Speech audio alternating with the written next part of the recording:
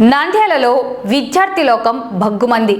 కూటమి ప్రభుత్వం విద్యారంగ సమస్యలను నిర్లక్ష్యం చేస్తోందంటూ ఎస్ఎఫ్ఐ ఆధ్వర్యంలో విద్యార్థులు రోడ్డెక్కారు. స్థానిక పద్మావతినగర్ ఆర్చ్ వద్ద విద్యార్థులు మోకాలపై కూర్చొని ఖాళీ ప్లేట్లు పట్టుకొని అర్ధనగ్నంగా వినూత్న ప్రదర్శనతో నిరసన తెలిపారు.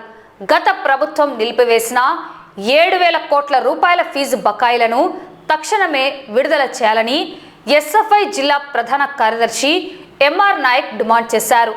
ఎన్నికల ముందు హామీ ఇచ్చిన విద్యాశాఖ మంత్రి లోకేష్ ఇప్పుడు ఆ ఊసెత్తడం లేదని మండిపడ్డారు. ఫీజులు కడితేనే పరీక్షలకు అనుమతిస్తామంటూ ప్రైవేట్ ప్రభుత్వ విద్యా సంస్థలు విద్యార్థులను ఇబ్బందులకు గురి చేస్తున్నాయని ఆగ్రహం వ్యక్తం చేశారు. రాయలసీమ యూనివర్సిటీలో ఫీజుల పేరిట హాస్టళ్లకు తాళాలు వేయడమే దీనికి నిదర్శనమన్నారు.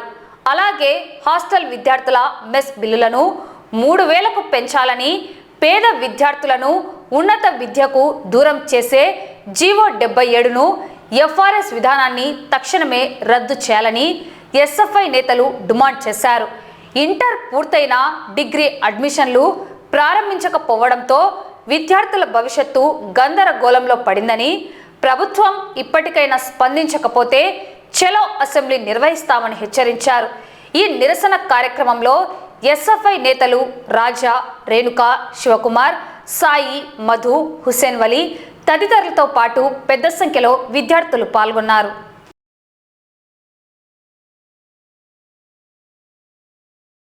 భారత విద్యార్థి ఫెడరేషన్ ఎస్ఎఫ్ఐ ఆధ్వర్యంలో ఈరోజు రాష్ట్ర వ్యాప్తంగా పెండింగ్ లో ఉన్నటువంటి 7,000 కోట్ల ఫీజు రియంబర్స్మెంట్ స్కాలర్షిప్ ను విడుదల చేయాలని, అదేవిధంగా హైయర్ ఎడ్యుకేషన్ లో వస్తున్న ఎఫ్ఆర్ఎస్ సిస్టమ్ ను రద్దు చేయాలని, అదేవిధంగా ధరలకు అనుకూలంగా హాస్టల్ ఛార్జీలలో మెస్ బిల్లును 3,000 పెంచాలని, 77G ను రద్దు చేసి పీజీ విద్యార్థులకు ఫీజు రియంబర్స్మెంట్ సౌకర్యం కల్పించాలని ఎస్ఎఫ్ఐ గా డిమాండ్ చేస్తూ ఈరోజు రాష్ట్ర వ్యాప్తంగా నిరసన కార్యక్రమం తెలియజేస్తున్నాం. ప్రధానంగా ఈరోజు రాష్ట్ర ప్రభుత్వము, ముఖ్యంగా ఈ రాష్ట్ర ముఖ్యమంత్రి విద్యాశాఖ మంత్రి గారు ఒక మాట చెప్పారు పాదయాత్ర కాలంలో. మేము అధికారంలో వచ్చిన మరు క్షణమే 77G ను రద్దు చేసి ప్రతి ఒక్క పేద విద్యార్థులందరికీ ఉన్నత విద్యకి చదవడానికి అవకాశం కల్పిస్తానని హామీ ఇచ్చారు. వచ్చి 2 ఏళ్లు పూర్తయింది. 77Gకి దిక్కే లేదు. ఈరోజు 77G ను అడుగుతా అంటే ఈరోజు విద్యాశాఖ మంత్రి పలకట్లేదు. అంటే ఈరోజు విద్యాశాఖ మంత్రి గారు అసలు ఉన్నారా లేకపోతే మిగతా శాఖల్లో పనిచేస్తున్నారని మాకు నమ్మకం కల్పిస్తున్న పరిస్థితి కనబడుతుంది. కాబట్టి తక్షణమే రాష్ట్ర ప్రభుత్వం జోక్యం చేసుకుని పెండింగ్ లో ఉన్న 7,000 కోట్ల ఫీజు రియంబర్స్మెంట్ స్కాలర్షిప్ రాకపోతే మేము బిచ్చాటన చేసి కాలేజీలు చదువుకునే పరిస్థితి కనబడుతుంది. కాబట్టి రాష్ట్ర ప్రభుత్వం తక్షణమే 7,000 కోట్ల ఫీజు రియంబర్స్మెంట్ బకాయిలను విడుదల చేసి పేద పలువురు విద్యార్థులందరికీ ఉన్నత విద్యతో పాటు అభ్యసించడానికి అవకాశం కల్పించే విధంగా 77G రద్దు చేయాలి. ఈరోజు ధరలకు ఆకాశాన్ని అంటుకుంటున్నాయి.